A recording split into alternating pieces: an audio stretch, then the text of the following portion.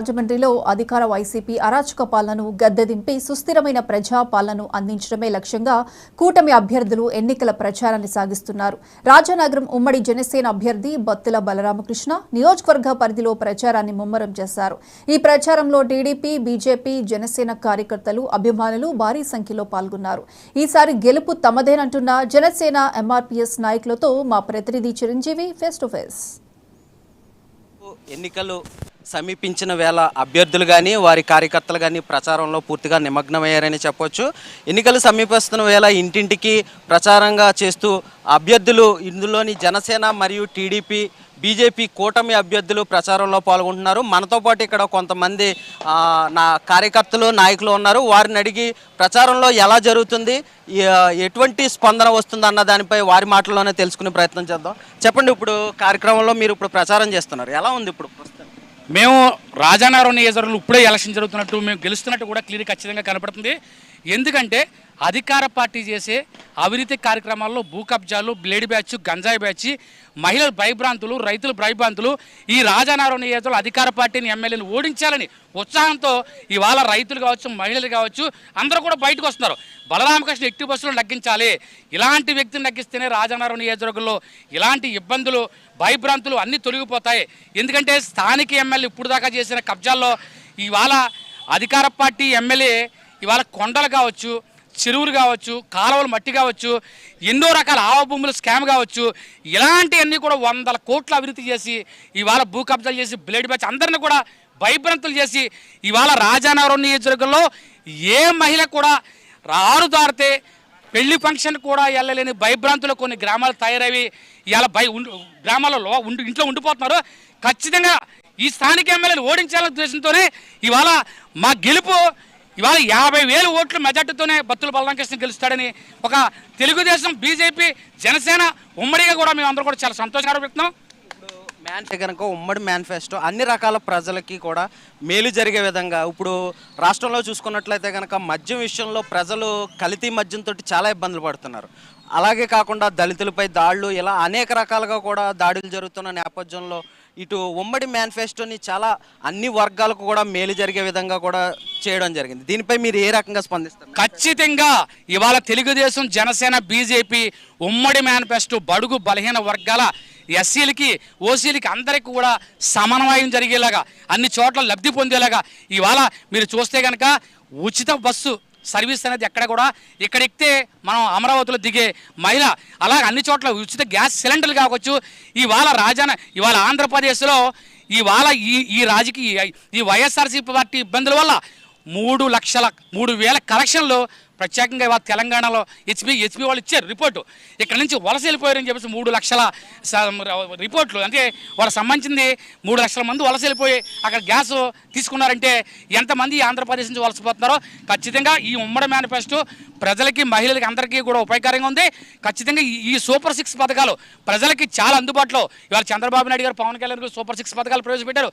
ఈ పథకాలన్నీ కూడా అన్ని రకాలుగా కూడా మహిళలకి, విద్యార్థులకి, యువతకి, అలాగే రైతులకి అన్ని రకాలుగా లబ్ధి కూరేలా ఉన్నాయి. కాబట్టి ఖచ్చితంగా మేము గెలుస్తాం. ఈ పథకాలు మాకు చాలా అనుకూలంగా ఉన్నాయి. ఇప్పుడు రఘుమాదిగ అండి, నేను మాన్యశ్రీ మందాకృష్ణ మాదిగ గారి నాయకత్వంలో ఉమ్మడి తూర్పుగోదావరి జిల్లా అధ్యక్షుడిగా పనిచేసి నేను జనసేన పార్టీలో జాయిన్ అవ్వడం జరిగింది. మందాకృష్ణ మాదిగ గారు కూటమికి మద్దతు ఇవ్వడం జరిగింది. మాదిగలంతా కూడా కూటమికి, అది ఎస్సీ, బీసీ, మైనార్టీలందరూ కూడా కూటమికి మద్దతు ఇస్తూ ఉన్నారు. మీరు అడిగిన దానికి దళితులపై దాడులు అంటే మీరు గమనించినట్లయితే దాదాపుగా ఏ గవర్నమెంట్లోనూ జరగనటువంటి దాడులు దళితుల మీద వైఎస్ఆర్సీపీ ప్రభుత్వంలో మాత్రమే జరిగాయి.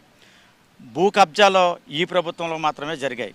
అంటే మేము ఏదో ఒక పార్టీ వ్యక్తిగానో లేకపోతే ఒక పార్టీని మోసే వ్యక్తిగానో కానీ నేను మాట్లాడలేదు, కానీ మా దళితుడైనటువంటి సుబ్రహ్మణ్యాన్ని కాకినాడలో తీసుకెళ్ళి చంపేసి, వైఎస్ఆర్సీపీ నాయకుడు ఎమ్మెల్సీ గారు చంపేసి ఇంటికి తీసుకెళ్ళి నీ భర్తను చంపేశానని చెప్పేసి డోర్ డెలివరీ చేసిందే దీనికి నిదర్శనం అని మీకు చెప్తా ఉన్నాను. మరి అలాగే మా రాజానగరం నియోజకవర్గంలో ఒక దళితుడిని గుండు గీయించి, పోలీసులతో కొట్టించి గుండు గీయించి చాలా అవమానం చేసినటువంటి పరిస్థితి మా నియోజకవర్గంలో ఉంది. దీన్ని బట్టి ఇయే సాక్ష్యాలుగా మేము చెప్పదలుచుకున్నాం. రాజానగరం నియోజకవర్గంలో ఏ గ్రామం వెళ్ళినా సరే గ్రామవాసులందరూ కూడా ఇప్పటి వరకు 5 సంవత్సరాల క్రితం వచ్చినటువంటి రాజా గారు ఈ నియోజకవర్గాన్ని అభివృద్ధి చేస్తానని చెప్పేసి కనీసం ఇప్పటి వరకు ఏం పట్టించుకోకుండా మా ఊర్లో ఒక డ్రైన్ బాగోలేదంటే ఆ డ్రైన్కి వచ్చి శంకుస్థాపన చేసి కొబ్బరికాయ కొట్టి నామకహ వెళ్ళిపోవడం తప్ప ఏ రకమైనటువంటి అభివృద్ధి చేయలేదు.